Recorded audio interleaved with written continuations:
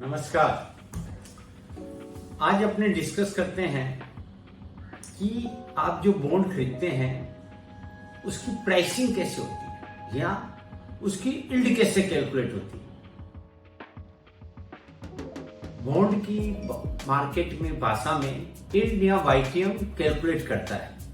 YTM की आपको जितने साल का आप ओपन लिए हैं उस मैच्योरिटी तक आपको क्या ब्याज हर सालाना मिलेगा, एनुअली कैलकुलेट होता है और उसी को यील्ड और वाईटीएम बोलते हैं। नॉर्मली और मैक्सिमम टाइम जैसे जैसे साल बढ़ते हैं रिटर्न बढ़ता जाता है। जैसे एक साल का बॉन्ड का कोई रिटर्न होगा वो सपोज 6% होगा तो 3 साल का 6.10 हो सकता है, 5 साल का 6.35 हो सकता है, 10 साल का 6.80 हो सकता है, 20 साल का 6.95 हो सकता है, 30 साल का 7.5 हो सकता है और 40 साल का 7.10 हो सकता है।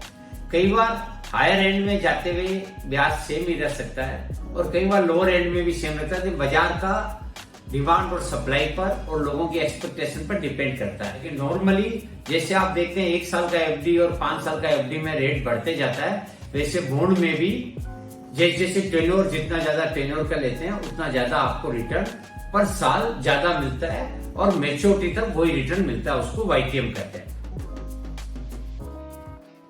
मेरे ख्याल से अगर आप रिटायर्ड आदमी है, कंजर्वेटिव आदमी है तो आपको और ज्यादा नॉलेज नहीं रखते हैं, आपको केवल सरप्लस मनी को प्रोटेक्ट करके रखना है तो आपको गवर्नमेंट सिक्योरिटीज में जाना चाहिए।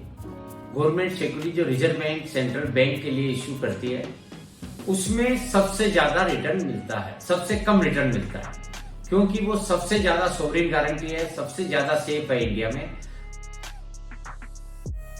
सेकंड, स्टेट गवर्नमेंट के ब्याज पे जो रिजर्व बैंक इश्यू करता है वो नॉर्मली 30 से 40 बेसिस पॉइंट सेंट्रल गवर्नमेंट की रिटर्न से ज्यादा मिलता है। तो अगर आज आपको 10 साल का गवर्नमेंट सिक्योरिटीज का मिल रहा है तो 7.90 स्टेट गवर्नमेंट का बॉन्ड पर आपको मिलेगा। तो स्टेट गवर्नमेंट भी लोगों का कुछ फैंसी होता है, महाराष्ट्र तमिलनाडु उनका 7.90 होता है तो कहीं शिलोंग या त्रिपुरा का 8 भी हो सकता है, उसमें केवल 10-15 बेसिस पॉइंट का डिफरेंस ज्यादा रहता है। उसके बाद 10 ईयर अपने बेंचमार्क का सबसे में बात करें तो AAA पेपर्स का रेट रहता है जो स्टेट डेवलपमेंट लोन से कुछ नीचे रहता है, कुछ ज्यादा रहता है। तो उसमें भी PSU AAA है, नाबार्ड, NHAI, PFC, REC, इनका रिटर्न स्टेट डेवलपमेंट लोन से कुछ ज्यादा रहता है। फिर उनके बाद AAA प्राइवेट बॉन्ड होते हैं जैसे HDFC, रिलायंस, इनके बॉन्ड PSU बॉन्ड से थोड़ा ज्यादा रहते हैं। उसके बाद रेटिंग के हिसाब से AA+, उनका रेट थोड़ा 10-15-20 पॉइंट ज्यादा रहेगा।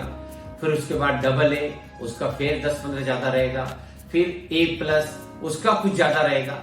और उसके बाद अगर आप बहुत ज्यादा मैच्योर नहीं है तो A होता है, A- होता है, AAA होती है, उनका रेट बढ़ता जाता है। आपको मैक्सिमम AA+ तक या AA तक का पेपर लेना चाहिए।